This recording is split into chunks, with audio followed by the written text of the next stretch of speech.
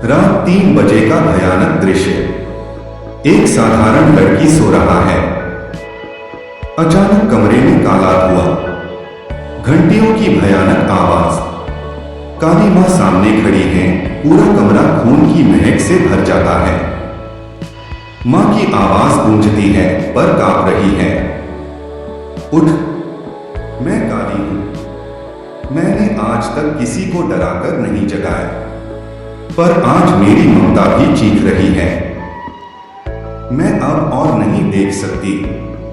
मां दिखाती है आज का कलयुग। मां बच्चे को अपने साथ ले जाती हैं आकाश में और एक एक करके दिखाती हैं मासूम बच्चियों के साथ बलात्कार, गौमाता को काटते हुए लोग, मंदिरों में बलि के नाम पर खून, औरतों को जलाते हुए। हर दृश्य पर मां की जीभ से खून टपकता है। फिर अचानक मां खुद चीख पड़ती हैं, ये मेरी ही संतान है। मैंने इन्हें जन्म दिया था। फिर ये मेरे सामने मेरे ही बच्चों को मार रहे हैं। मां का सबसे भयानक क्रोध। मां का रूप और विशाल हो जाता है। 3 आंखें जल रही हैं। मां दहाड़ती हैं, सुन लो कलयुग के पापियों, अब मेरी त्रिशूल उठने वाली है। जिसने मेरी 8 साल की बेटी को छुआ, उसकी 7 पीढ़ियां जीते जी मरेंगी। जिसने गौमाता को मारा, उसका खून मैं खुद पीऊंगी। जो मंदिर में मेरे नाम पर खून बहाता है, उसका खून मैं मेरे मुंडमाला में डालूंगी। मैं काली हूं, मैं दया भी हूं और मौत भी मारो पड़ती है। अचानक मां का विशाल रूप सिकुड़ जाता है। वह एक साधारण मां बन जाती हैं।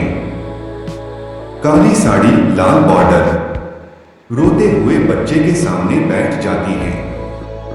पर मैं मां भी हूं ना, मेरे भी बच्चे हैं।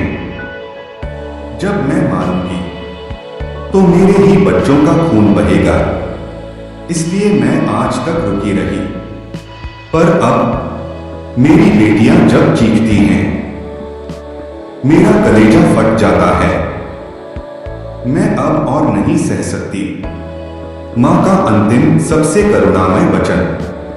मां बच्चे को गले लगा लेती हैं और फूट फूट कर रोते हुए कहती हैं, अब बस 3 काम करो। रोज रात को मेरे सामने एक घी का दिया जला और कहना, मां मेरे घर में कोई पाप ना आए।